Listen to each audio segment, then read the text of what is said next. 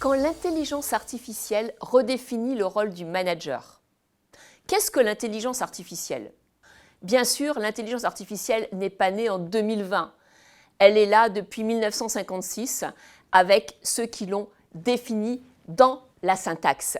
Mais ce qui est important de comprendre aujourd'hui, sous quelle forme elle existe. Il faut la définir à partir de 4 briques technologiques. L'intelligence artificielle, c'est d'abord tout ce qu'on peut faire avec la vision.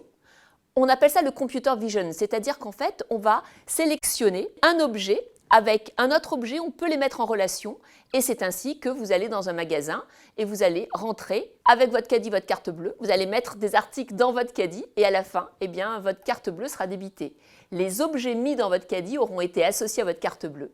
Ça, c'est la partie reconnaissance des objets qui peut aller jusqu'à la reconnaissance faciale. Première brique. Deuxième brique, c'est tout ce qui est lié au son. C'est par exemple dans les usages la traduction automatique. Troisième brique, c'est ce qui est lié donc à l'automatisation. On va mettre de l'intelligence artificielle dans des robots qu'on appelle des cobots ou des robots humanoïdes et ainsi il va y avoir donc la possibilité de créer pour un cobot un geste qui va aider dans une usine à porter une charge. Et la quatrième brique technologique, c'est la connaissance. L'intelligence artificielle permet, avec des robots virtuels qu'on appelle des RPA, par exemple, de détecter toutes les erreurs dans des factures, de mettre en relation des comptes clients et des numéros de facture. Donc, l'intelligence artificielle, ce sont des briques technologiques différentes.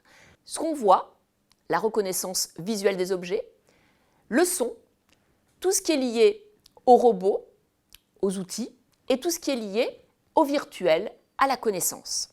Associés entre eux, ces briques technologiques peuvent arriver jusqu'à la voiture autonome. Maintenant, comment ça change eh bien, le quotidien du manager? Comment l'intelligence artificielle impacte le métier de manager? Elle l'impacte au moins à 3 niveaux.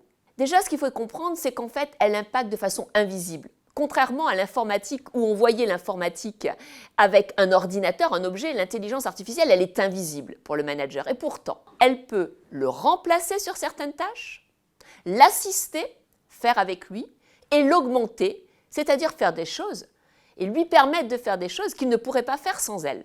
Reprenons le premier exemple. L'intelligence artificielle peut remplacer certaines tâches du manager.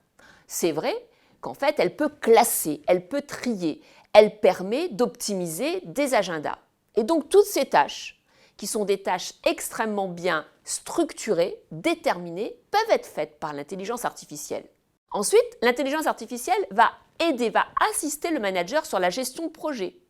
Elle va lui permettre de repérer des fraudes, elle va lui permettre de sélectionner de l'information, elle va lui permettre d'avoir la bonne information au bon moment en temps réel. Et elle va aussi l'augmenter. Par exemple, aujourd'hui, grâce à l'intelligence artificielle, on peut avoir en temps réel une conversation, un meeting avec des personnes qui sont à l'étranger, qui parlent une autre langue et en temps réel, on a leur discours et eux ont notre discours en temps réel grâce à de la traduction automatique synchronisée.